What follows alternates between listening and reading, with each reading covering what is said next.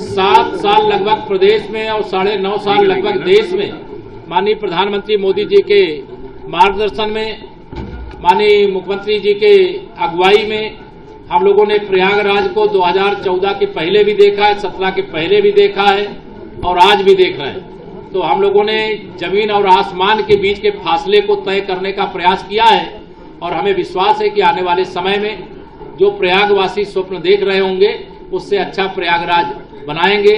मैं इसमें इतना ही कहता हूं कि अभी तो जो कुछ प्रयागराज का विकास देख रहे हैं ये झांकी है, पूरी पिक्चर बाकी है। आज के चुनाव लड़ने की बात है। रिंग रोड के 2 पैकेज के टेंडर की प्रक्रिया हो गई है, बाकी आगे चल रहा है। हाँ, फूलपुर से प्रियंका गांधी के चुनाव लड़ने की बात। अरे चाहे जो लड़ने जी, कमल खिलेगा, लड़ने वाला कोई लड़े, आप भी लड़ लो। 2024 के चुनाव को लेकर के क्या रहेंगे? 2024 80 में से 80 उत्तर प्रदेश से, देश में 300 पार भाजपा की और 400 पार एनडीए की सीटें रहेंगी। तीसरी बार मोदी जी देश के प्रधानमंत्री बनेंगे।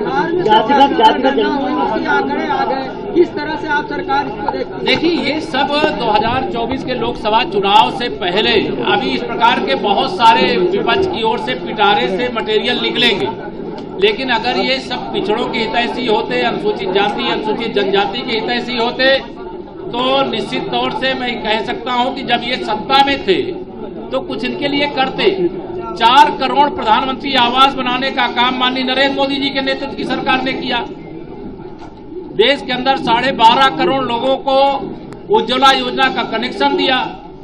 देश के अंदर 52 करोड़ से अधिक प्रधानमंत्री जनधन के खाते खोलने का काम किया। 30 लाख करोड़ से अधिक की राशि डीबीटी के माध्यम से लोगों के खाते में भेजने का काम किया। पीएम स्वनिधि केवल अकेले प्रयागराज में लगभग 50,000 लोगों को केवल मोदी जी की गारंटी पर आधार कार्ड के आधार पर बैंकों से लोन मिला है। छोटी छोटी अपनी दुकानें चला करके अपने परिवार का पालन पोषण कर रहे हैं। हमारे नए महापौर बने गणेश केसरवानी जी, उनकी अगुवाई में 1 लाख नए वेंडिंग जोन के बना करके दुकानें बनाने के लिए कहा गया है।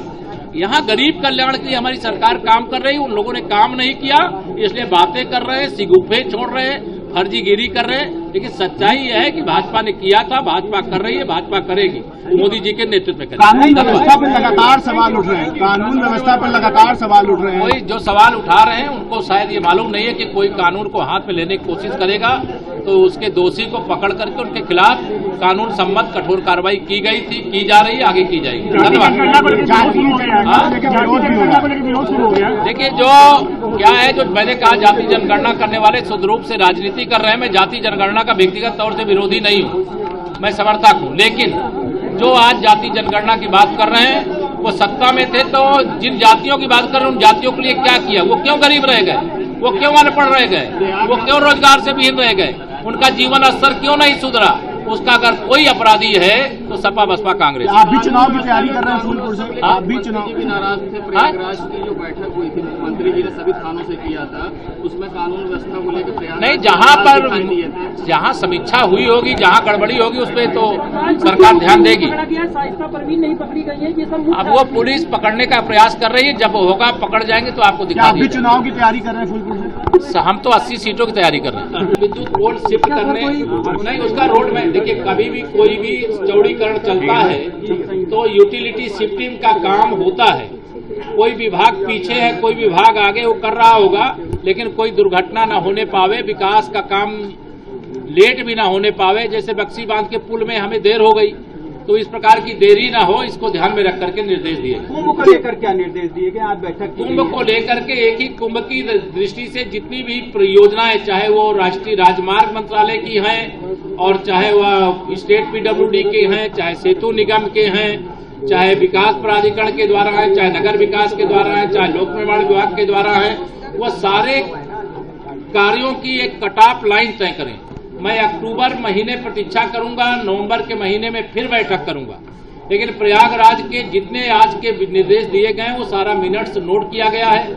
अगली बैठक में मैं एक एक बिंदु पर समीक्षा करूंगा और समीक्षा करके कोई विभाग अगर अपने कर्तव्य पालन में लापरवाह पाया जाएगा तो उसके खिलाफ कार्रवाई भी करूंगा। वायुसेना दिवस यहाँ पहली बार मनाया जाएगा ये तो गौरव की बात है प्रयागराज के लिए। मैं वायुसेना दिवस प्रयागराज में मनाए जाने के लिए बधाई देता हूं और प्रयागराज के लोगों को सुविधा मिल जाएगी वहां जाएंगे, नहीं तो प्रयागराज का पूरा आकाश वायुसेना के दिवस के अवसर पर हमारे जो सेना के वायुसेना के जहाज होंगे उनसे पूरा प्रयागराज एकदम छाया रहेगा, ऐसा मैं विश्वास करता हूं।